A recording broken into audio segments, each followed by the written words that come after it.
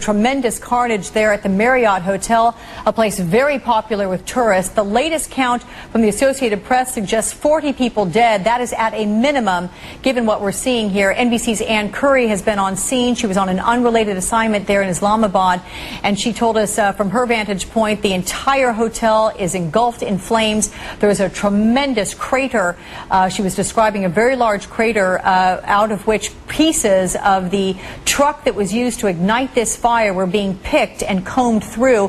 One report from the Associated Press offers 1,000 kilograms of some sort of ignited fuel that got this fire underway. Again, casualty figures are very much expected to go up. Let's get some perspective on this. I'm joined right now by MSNBC analyst Pat Buchanan as well as Democratic strategist Peter Fenn. But Pat, to you first, as we talk about this in advance of the presidential debate, which will be focusing on foreign policy and national security issues come Friday night in Mississippi, how much does this kind of thing weigh in the minds of voters, and how does each presidential candidate play this out?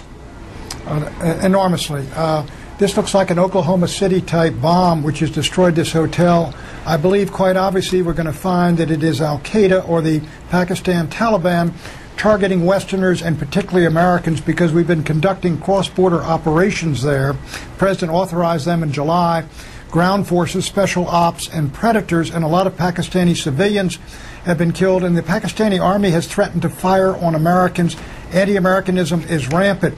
This will refocus, with the President's decision today on the $700 billion, Alex, this will refocus attention by this afternoon when McCain is in Annapolis, refocus attention on foreign policy and whether the United States and what we should do in Afghanistan if we're in peril of losing Pakistan, a country with 6 times as many people and 50 atomic bombs.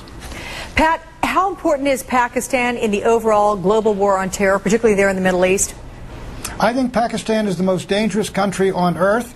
I think we cannot fight a war to win in Afghanistan. We can't win it without the support of Pakistan. And if you keep crossing these borders and antagonizing a deeply anti-American people for a variety of reasons, you risk having that weak and divided government overthrown, and your one hope then is that the military will come in and take over to prevent some radical government from taking control with nuclear weapons. And that's a threat not only to India, which has its own problems in Kashmir, but an enormous threat to the United States. In this sense, as Arno de Borgrov once told me, that he was told when he was in Pakistan, we have a Muslim bomb here, and one day it will travel.